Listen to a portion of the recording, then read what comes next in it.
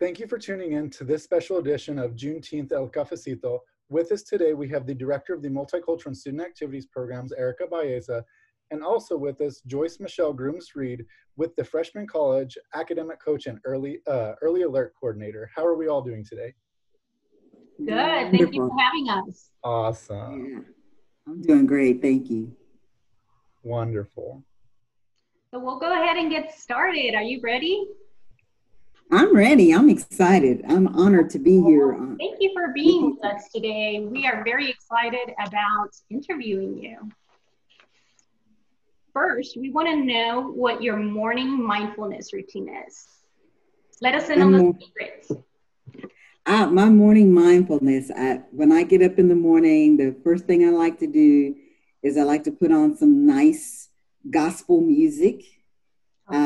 I like to do that. I have a devotional that I do each morning, and I'd like to do some affirmations. I have, even on my Facebook page, I do an I am statement every morning, just to kind of affirm who I am, what my purpose is, what I'm doing, so that I can be bright and ready to go. Wonderful. I start affirmations at the beginning of the year. I'm one of those people that starts in January, and then by February, I'm always running late and forget to do that. It's awful. So I'm glad to meet someone who can actually stick with that plan. Yeah. I've been doing it for several years. It kind of helps me to center myself since I have such a busy day, going forward. Wonderful. Well, I also want to know what your favorite breakfast is. My favorite breakfast, I actually had it yesterday. I like to make myself sauteed spinach with eggs and tomatoes. So that's my favorite breakfast. That's also really healthy for you. Well, I'm trying to be healthy. Now, that's one of the things that I'm really trying to work on is being healthy. So that's a win-win for you. That's wonderful. Yeah. So tell me a little bit about what your favorite thing about working for ASU is. Well, it's probably going to sound like something everybody says, but I really enjoy working with the students. I really enjoy, and this COVID-19 has been kind of difficult for me because I really am a people person and I really like talking to people face to face, right? And so we've had to do Zoom and phone, and so it's been a little bit difficult for me in that case, because I do like to talk to people. And then my coworkers, they're so great. They always stop by. How are you doing? You go by and stop by each person's office and say hello. ASU truly is the best place to work. It's a great place. It really is, and you guys have a very similar setup that we do. You have a center where people come in and out. It's always busy. So we are dealing with the same type of issues where suddenly we come home to work and it's so quiet. It's been very, very odd because you don't have the noise, the television, the students, the phone ringing. And it's so quiet and you don't know what to do with yourself. I found myself turning on the television, the radio, and everything all at once. Like, it's so quiet. And of course, missing those interactions with the students. Yeah, I agree. And I do a lot of my meetings with the students by phone now. So you don't have that eye contact, to see going on, looking them in the eye. So now what I've had to learn is to listen and be able to hear where that student's coming from, how they really feeling. Are they feeling the way they're telling me that they're feeling? I have to listen now. And then sometimes my dog starts barking while I'm talking. Oh. But it's all great. But that's a little bit more challenging, isn't it, to get a feel for how a person is feeling through listening instead of being able to connect and read the body language. Exactly. And I'm getting pretty good at that listening. Oh, yeah. Yes, I am. We're learning new skills, though. I can definitely tell you that, from technology to how to connect with people, definitely all sorts of skill sets that, we're definitely having to pick them up all of a sudden. You're exactly right. I wanted to ask you a question about, we usually ask people here in Cafecito what advice they would give to first generation students, but I want to ask you, what advice would you give to African American first generation students? What I'd like to, let's see, I think the first thing that I would like to say is don't be afraid to ask questions. Many African American students, they have had to be, how can I say this? Be independent and on their own a lot of the time. When it comes to their education, when it comes to doing things, they've got to, many of them have to get a job and plus going to school at the same time. And they're very independent. And I think that pride there, sometimes it's hard for them to ask questions. And maybe you don't understand what an acronym that someone says, you don't understand what that is. And you need to ask, okay, what does that stand for? So that you can get an understanding of what's going on and not just assume. Ask questions. And then also, a lot of the faculty and staff have little stickers in their windows that says that they're first generation students. Mm-hmm. And don't be afraid to stop by and talk to one of the faculty or staff that actually had the same experience as you. They're the first person in their family to go to college, and you may have some questions that you don't want to ask the professor. You want something that you want to ask that someone has had the same experience as you. So my main thing would be, don't be afraid to ask questions. Don't let your pride get in the way. Ask questions. I like that. I like that a lot, because when you started talking about that, the first thing that came to mind, I was already jumping to an assumption. So I was thinking, okay, they're not asking questions because they're shy. That's the first thing, and completely the opposite.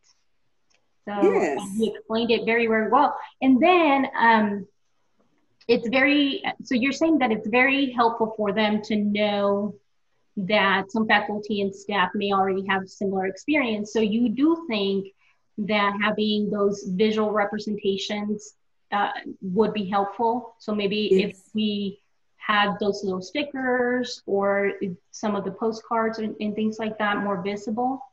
Exactly. Okay. Yes, because that way they don't have to just come in and say, "Are you a first generation student?" It's already there. And so they know, okay, I can go in and ask them. Immediate. Mm-hmm. I like that. I always wondered if that was helpful or not. That's good to know. I would also like to know, and as faculty and staff, we don't have a large African American population in our community, and we want to be able to better serve our African American students.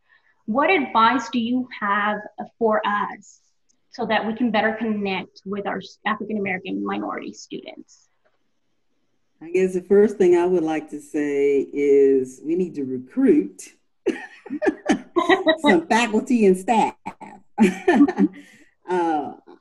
in administration as well. I think that is something that we need to see happening.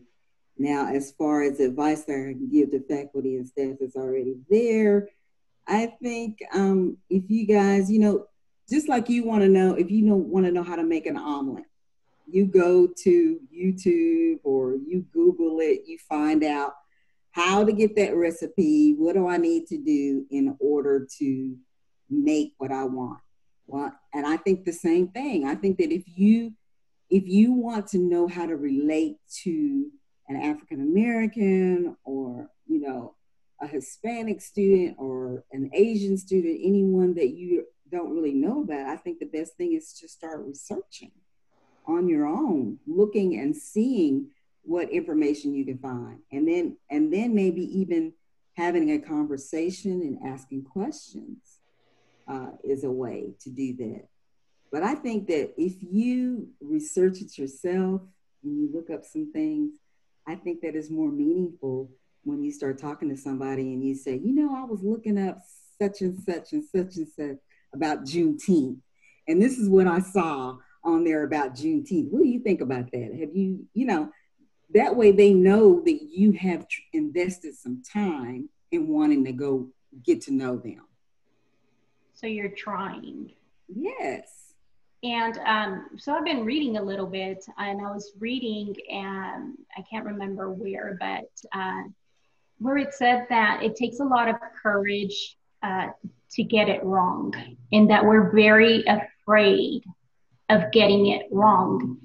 And I think that hit close to home because we are afraid of offending or of not saying the right thing. Do you think that very often this may be the barrier of those conversations?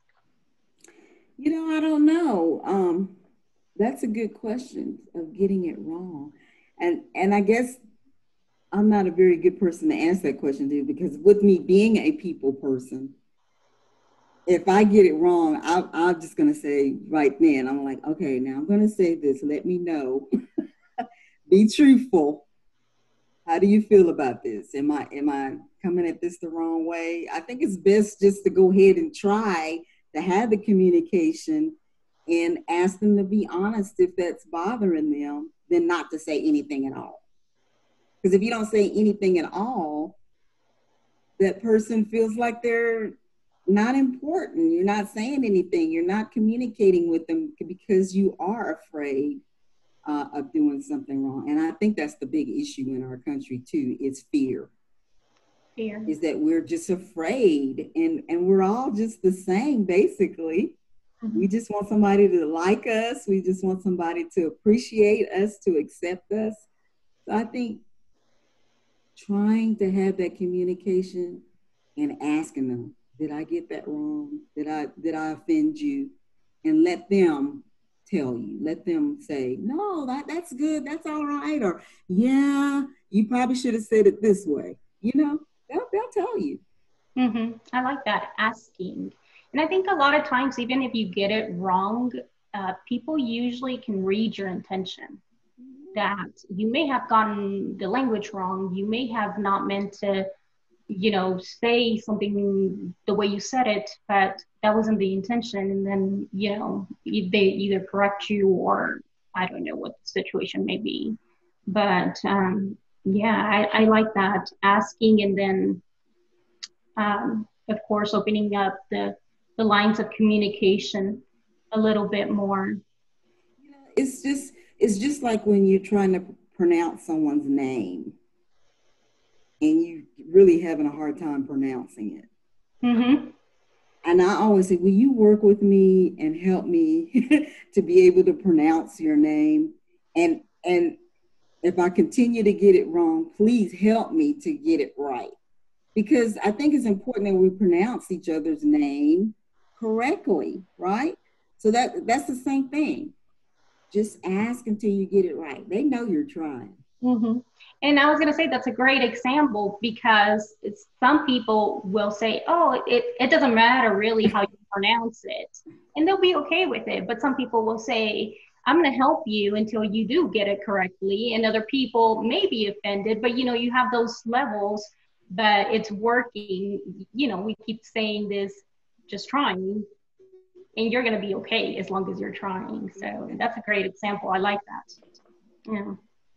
So I know that you're also a part of the community's NAACP. So I'm wondering if you can tell us a little bit about this organization and what you guys do. Sure. The San Angelo Unit 6219. Next year, we will actually be celebrating our 75th anniversary. The organization came about February the 12th, 1946. And I love all the work that we do with the NAACP. And we've been very busy, especially with the COVID-19 going forth. We have a health committee, and we have been putting packages together for the elderly in the community, that things like hand sanitizer, face coverings, even a little tea and some vaporizer rub, you know, different things that we've been putting together for them, those that cannot afford to just go out and purchase things. So we've been doing that with our health committee. We've been very much involved with getting people to do the census, since we're doing Census 2020, and we've been working with our Brown brothers and sisters, as well as the African American community, going out and making sure everybody does the census and getting that done.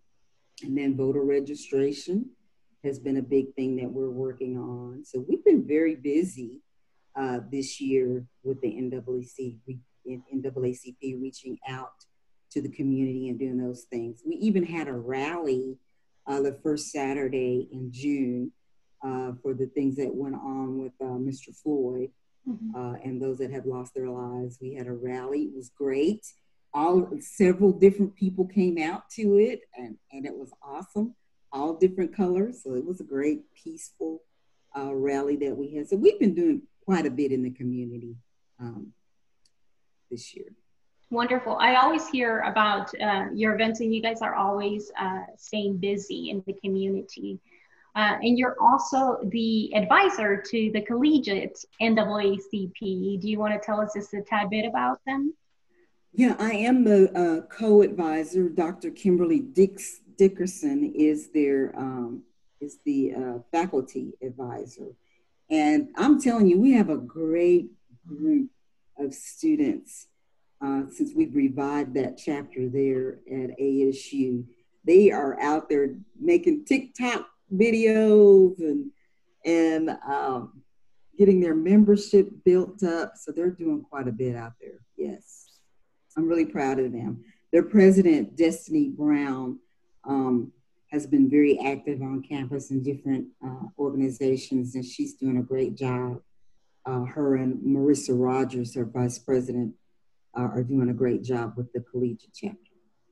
They have a really great foundation, so we really hope to see their membership grow. And I know that they're going to be doing wonderful things on campus. So it is Juneteenth, and it's a really big celebration in Texas. And I think that especially really right now, it's very relevant that we educate and that people know the significance of Juneteenth. So I'm wondering if you can tell us a little bit about it. Yes, Juneteenth. Now I made some little notes here because I wanted to make sure I had my facts correct.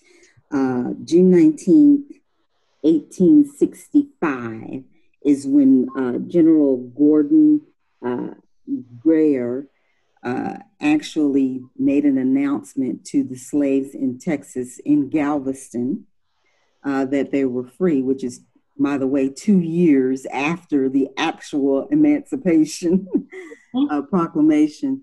So the people in Texas didn't find out until 2 years later that they were actually free. And that's what that celebration is here in Texas. Actually, they're working to make that a federal holiday. So that's in the works right now. I know that there's a lot of petitions and things going forth right now to make it a national holiday. But we at our local chapter and the collegiate chapter are partnering this weekend. As a matter of fact, June 19th, 20th, and 21st, we're doing a virtual celebration where we're going to have tomorrow at our opening, we're going to have some mindfulness, some healthy things that will be going forth, and some different people speaking to us. So it's a great holiday, and we're looking forward to the celebration that we're going to be doing virtually. Wonderful. And we do have that information on the website. So go ahead and scroll down here on our Facebook page if you haven't already, and you'll find all the details. And we also have our Netflix watch party this afternoon. So if you're available, definitely check that out, and we will be watching the movie together, the movie 13 together, and discussing some of the major themes in the film. Do you have any other words of advice for us before we end this wonderful conversation? I just would like to just say thank you for taking the time and reaching out in order to start this conversation, to find more things out about our community and our brothers and sisters all over the world. And I know that this is going to be on everywhere, so everybody's going to be looking at it. So it's awesome to be able to have this conversation. I also would like to have a shameless plug for my SWAG, Students with a Goal program, where I work with students on their time management, how to study, how to take notes. I'm frantic about tests. What do I need to do? Any of those things, don't hesitate to go to the freshman college page and sign up for SWAG if you need. And it's not just for freshmen. I even have graduate students that I work with on their time management and things like that. And then we have Haley Lasoya, that's with the first generation. If you're a first generation student, she is there to help you as well. So just go by the freshman college page, regardless of what your classification is. We're there to help you. We're a resource to help you to be a better student and to be successful. Thank you so much, Erica. Thank you. This has been a wonderful conversation. We know how busy you are. We want to thank you for the work that you do for ASU and for the work that you do for our community. And definitely thank you for coming out and having Cafecito with us today. And we're sending you virtual hugs.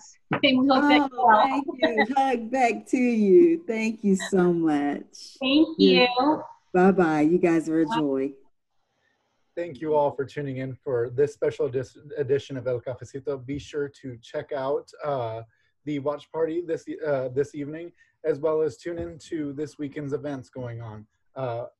Like to say thank you again, but see you around, fam.